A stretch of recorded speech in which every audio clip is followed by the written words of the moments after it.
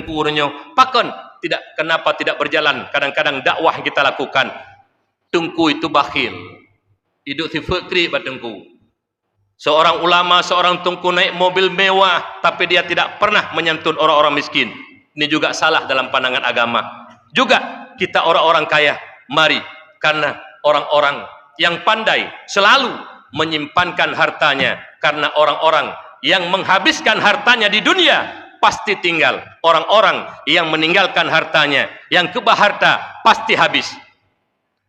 Kenapa? Orang yang memberi harta di jalan Allah tinggal, dan dia itu menjadi orang kaya ketika kembali kepada Allah. Dan orang-orang yang selalu meninggalkan harta, tidak mau menginfakkan di jalan Allah, menjadi orang-orang miskin dan akan habis hartanya. Ketika kita meninggalkan dunia ini, inna lillahi wa inna ilaihi raji'un. Orang-orang yang telah menghabiskan hartanya hari ini di jalan Allah, maka ketika dia kembali kepada Allah, setelah dia dikuburkan, kembalilah keluarga semua. Maka ketika itu Allah kembalikan semua sedekah yang kita sedekahkan menjadi teman sejati kita dalam kubur.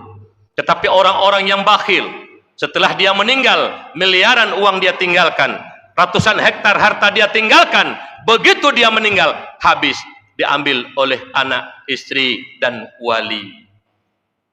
30 hari meninggal kita, 100 hari, dia panggil imam, dia panggil bapak kesi, dan tokoh-tokoh. Ya, buat kenduri, suruh bagi harta. Ada yang dapat 1 miliar, ada yang dapat 500, ada yang dapat 200 juta. Kita kembali kepada Allah, tidak kita buat apa-apa. Oleh karena demikian, jadilah kita orang yang pandai. Tuba liman tarakat dunya qabla an tatrukahu. Berbahagialah orang-orang yang dia meninggalkan hartanya sebelum harta meninggalkannya. Kita banyak kadang-kadang menghadiri pemakaman orang-orang kaya, sama ketika meninggal dengan orang miskin. Kain kafan cuma 3 lapis yang miskin, yang kaya juga 3 lapis kafan. Tidak dia bawa uang miliaran dalam kuburnya, tidak bawa dia pangkat jabatan kekuasaan besar dalam kuburnya, tidak bawa dia bawa mobil mewah dalam kuburnya. Yang dia bawa 3 lapis kafan dan amal solehnya. Itulah yang kita bawa. Makanya hati-hatilah dengan kekayaan. Jangan sampai kita menjadi orang miskin di hadapan Allah, kaya menurut pandangan dunia tapi miskin di hadapan Allah. Jadilah kita orang-orang kaya ketika kembali kepada Allah, orang-orang yang punya harta. Habiskanlah hartamu di jalan Allah, insya Allah engkau akan menjadi orang kaya kita kembali kepada Allah Subhanahu wa taala. Kemudian yang terakhir, yang keempat, memberi manfaat kepada orang lain bil badan, dengan kekuatan dan tenaga. Bantulah dengan kekuatan dan tenaga. Mari sama-sama kita berusaha semaksimal mungkin. Jadilah kita hamba-hamba yang hidup di dunia sementara menjadi hamba yang sangat dicintai oleh Allah. Hamba-hamba itu yang selalu memberi manfaat kepada orang-orang yang lain. Kemudian jaga kemungkaran dan cegah kemungkaran menurut kemampuan kita. Umat Muhammad, umat amar ma'ruf nahi mungkar. Kemungkaran yang merajalela hari ini yang kita lihat salah satunya adalah judi online. Judi online, tiap-tiap kedai kopi sudah ada wifi. Hampir tiap-tiap kedai kopi, kafe-kafe sekarang ini, semua kafe, hampir semua kafe ada orang main judi online. Ini yang sangat kita sayangkan. Main judi itu dosa besar. Pemimpin-pemimpin yang punya agama, pemimpin-pemimpin yang punya kekuatan, wali kota punya kekuatan, dia punya kapolres, dia punya dandim, punya dinas syariah Islam, punya WH, insya Allah punya kekuatan. Kalau ingin mencegah, mampu karena punya kekuatan. Juga bupati punya kekuatan. Mereka punya kekuatan, punya kapolres, punya dandim, punya WH, punya dinas syariah Islam, mampu untuk mencegah kemungkaran. Sedangkan para ulama, para kiai, para tengku yang bisa mengajak umat lewat dakwah dengan lisan, yang melaksanakan di lapangan, yaitu pemimpin yang punya kekuatan. Kalau pemimpin yang punya kekuatan, punya ideologi agama, merasa bertanggung jawab terhadap agama, dan dia merupakan sadar diri bahwa dia itu umat Muhammad, umat yang paling baik, amar ma'ruf nahi mungkar, maka wajib dia cegah kemungkaran dengan kekuatan. Punya pemimpin yang nak kekuatan itu cegah maksiat, singgah gadah maksiat. Tungku sampai nak pegah pak mimbar, lewat dakwah, selalu mengajak lewat majlis taklim, mengajak umat, cuma sekedar batas kemampuan mengajak. Pemimpinlah yang punya kekuatan. Kalau pemimpin takut kepada Allah, saya yakin akan terberantas semua yang namanya kemaksiatan yang zahir. Walau kadang-kadang kemaksiatan yang tidak nampak tidak mungkin kita cari, tapi yang zahir nampaknya di kafe-kafe sekarang. Barang siapa main judi, apakah judi itu loteri, apakah judi itu dadu, apakah judi itu ship, apakah judi itu nonton bola, fa'ka'annama sabagha yadahu fil lahmi khinzir, seolah-olah telah memasukkan tangannya dalam darah dan daging babi. Sang-sang kalau kita pasal jaro dengku lam aso dan darah bui. Imam Nawawi dalam menafsirkan hadis man la'iba bin nardasir fa'ka'annama sabagha yadahu fil lahmi khinzir, Imam Nawawi menyatakan bahawa Rasulullah menyamakan antara orang makan babi dan orang main judi sama. Dari segi apa sama? Dari segi haramnya. Taban hukum haram. Menyemenan urang main judi sama dengan orang memakan babi. Dalam hadis yang lain tersebut juga dalam kitab Nashihul Ibad. Juga dalam kitab, saya sudah lupa, dalam kitab 40 masalah agama karangan Sirajuddin Abbas,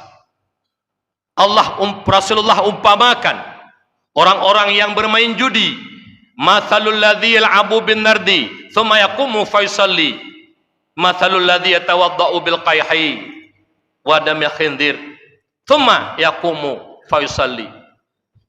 Nyata kemudian barang siapa, Rasulullah merumpamakan orang-orang yang main judi, ketika dia datang solat, azan Jumat, azan Asar, azan Duhur, dia tinggalkan, matikan HP, masuk di kantong. Itu habis sembahyang, cok HP, duduk bak kedai kopi main judi lom. Ketika mendengar suara azan Maghrib, dia matikan HP, dia selainkan HP, dia solat jamaah Maghrib. Habis Maghrib, duduk lagi di kedai kopi, main lagi. Tidak tobat daripada itu main judi. Kama salil ladzi yatawaddau bil qahi wa dam khinzir tsumma yaqumu fa yusalli. Sama orang itu seperti berwudu dengan nanah dan darah babi.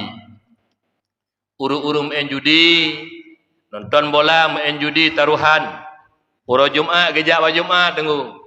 Na getung sembayang bak kulah lajang ataupun bak kulah keran.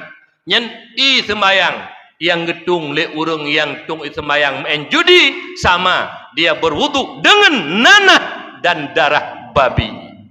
Nyamban hina dalam pandangan agama. Jangan kita pikir bahwa hari Jumat hari ini tidak ada penjudi dalam orang salat Jumat. Salat Jumat, nanti habis Jumat judi lagi. Tak ada dengku tukang main judi, bukan menuduh. Jadi bak kampung kamu dibirin kalau kadang-kadang pemain judi sah pertama dia di kala Jumat. Nanti waktu di kedai kopi dia yang jadi bos judi lagi.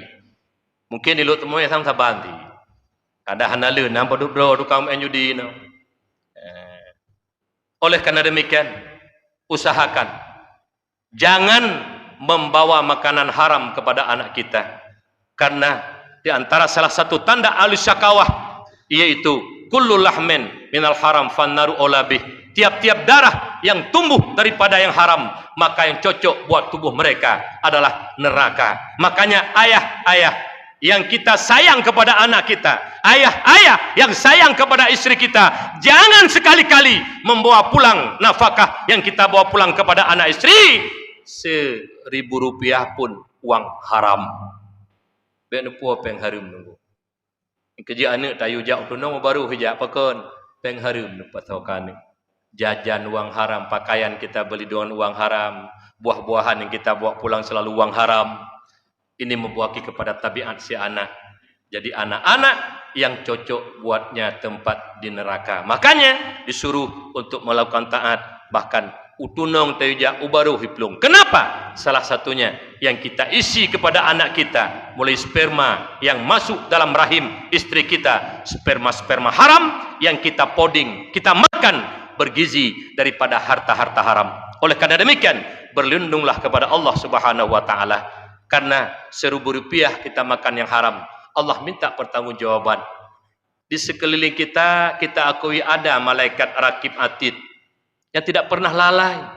Apa yang kita lakukan dia catat. Apa yang kita kerjakan dia catat.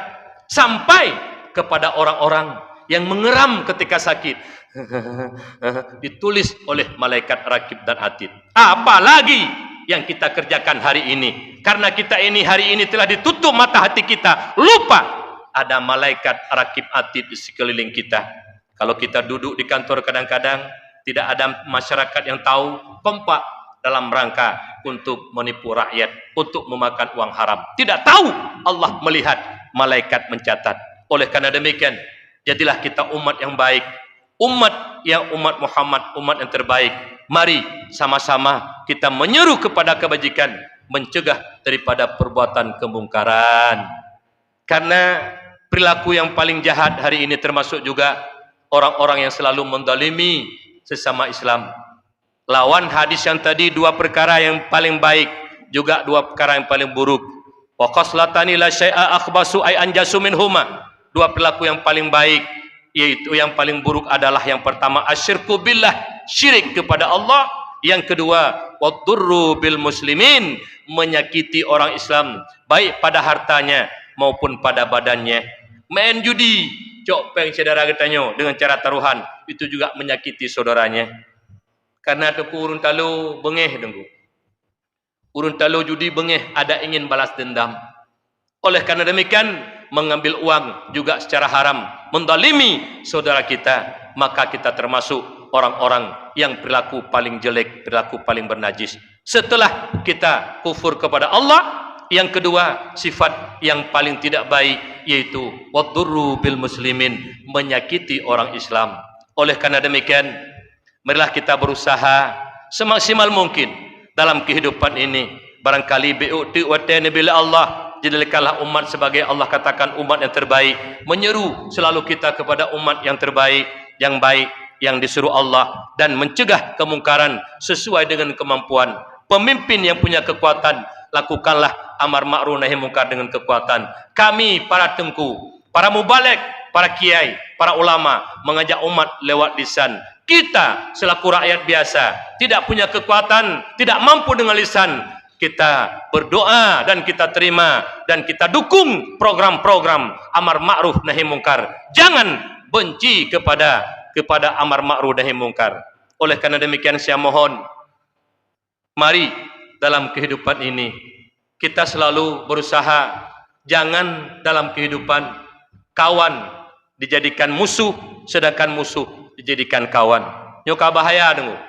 Nyola mudip ke urang yang mencegah kemungkaran bengeh te, ke urang yang mengajak kepada kebajikan bengeh te, dan ke urang yang selalu melakukan kemungkaran galak te, yang selalu melakukan kemungkaran tak dukung, nyo tibalah suatu kehancuran. Menghalalkan yang haram dan mengharamkan yang halal, maka tunggu adab Allah akan kita rasakan. Jadi dengan kebibala tu nunggu.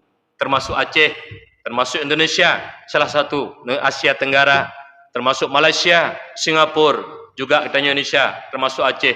Urangnya kat tengah musim panas. Nyo tu yang menuju oleh Allah barangkali sampai 50% nunggu. 50 derajat. Barangkali 50 derajat di Mekah. Boleh jadi di Aceh juga akan 50 derajat. Itu bala dari Allah. Kenapa datang bala? Salah satu kemaksiatan yang kita lakukan, yaitu judi yang paling berat. Yang belum final, yang karak final U23. Nonton bareng, main judi. Kadang-kadang yang kita sediakan yang main judi Pak Haji. Alih kerja Haji melihaganya tukang main judi. Alih kiban Haji. Oleh karena demikian, mari sama-sama kita mohon kepada Allah. Kiranya Allah bukakan pintu hati kita. Allah nampakkan yang baik itu kerja-kerjakan, dan yang salah kita tinggalkan. Mudah-mudahan kita menjadi hamba-hambanya yang dicintai oleh Allah, yang mendapat bahagia dunia juga bahagia akhirat. Saya ulang sekali lagi, hamba yang baik bukan hamba tidak bersalah. Yakinlah hamba yang baik adalah hamba-hamba yang selalu tobat daripada salah dan dosa. Oleh karena demikian, selalu kita berdoa kepada Allah, moga kiranya kita semua ini dijadikan hamba-hambanya yang baik, yang mau bertobat daripada salah. Amin. Ya Allah, ya Rabbal Alamin. الحمد لله رب العالمين. اللهم صل وسلم على سيدنا محمد وعلى آله وصحبه أجمعين. أيها الناس اتقوا الله حق تقاته ولا تموتن إلا وأنتم مسلمون. وقال الله تعالى في القرآن الكريم: بسم الله الرحمن الرحيم. كنتم خير أمة أخرجت للناس تأمرون بالمعروف وتنهون عن المنكر وتؤمنون بالله. بارك الله لي ولكم في القرآن الكريم ونفعني وإياكم من آياته وذكر الحكيم وتقبل مني ومنكم تلاوته إنه هو السميع العليم.